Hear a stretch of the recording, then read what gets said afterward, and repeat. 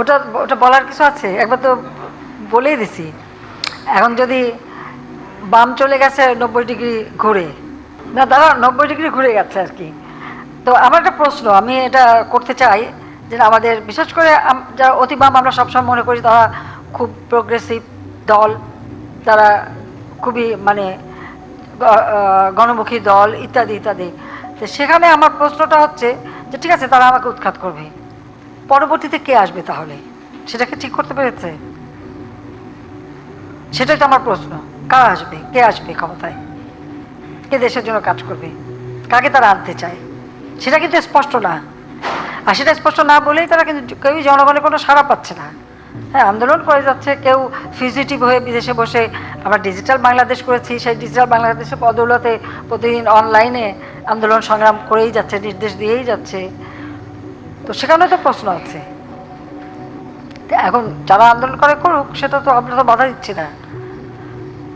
অবশ্য আমার মনে হয় আমাদের একটু নতুন পথ নিয়ে নেওয়ার একটা সম্ভাবনা দেখা দিয়েছে যে আমরা যদি আমেরিকার স্টাইলে আন্দোলন বা আমাদের পুলিশকে যদি বলে দিই যে আমেরিকা পুলিশ যেভাবে মানে আন্দোলন থামায় সেটা অনুসরণ করতে পারে, সেটা করতে পারি। আমার মনে হয় পুলিশ এখন আমেরিকান পুলিশদের অনুসরণ করতে পারে, আমাদের পুলিশ। কারণ আমরা তো ধৈর্য ধরতে বলেছিলাম সেই 28 অক্টোবরের কথা মনে আছে 2023 সালের। আমি তো বলছিলাম পুলিশকে ধৈর্য ধরতে যে তাদেরকে পিটিয়ে হত্যা করেছে, মারছে, এবং সেই সাথে তাদের হাসপাতালে আক্রমণ, গাড়ি পোড়ানো। কাজে আমার মনে হয় এখন আমাদের পুলিশ কিন্তু মানে আমেরিকান স্টাইলে আন্দোলন দমানোর ব্যবস্থাটা নিতে পারে।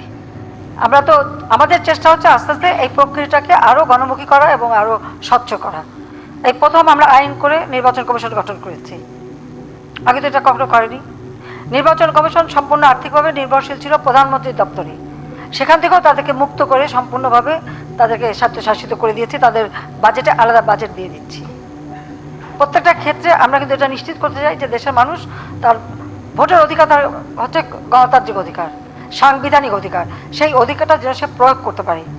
এখন আমরা দেখছি যে কোনো কোনো দল থেকে বলা হচ্ছে কেউ নির্বাচনে যাবেন না, ভোটে যাবে না, মানুষকে মানা করা হয়। তো মানুষ কেন ভোটে যাবে না? ভোট দেওয়া তো তার অধিকার। তার এলাকায় সে কাকে চায় তাকে সে ভোট দেবে। তাদের ভোটের অধিকারে হস্তক্ষেপ কেন করা? এটা ব্যাপারে আপনাদের কথা বলা উচিত।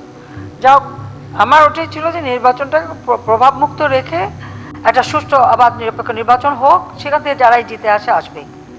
সেটাই হলো বাস্তবতা। মানুষ যাকে চাইবে সেই আসবে। যেমন আওয়ামী লীগকে চেয়েছে, আওয়ামী লীগ চলে আসছে, ঠিক সেইভাবে যাকে মানুষ যাবে তাকে আসবে, সেটাই আমরা চাই। সেটাই হলো বাস্তবতা।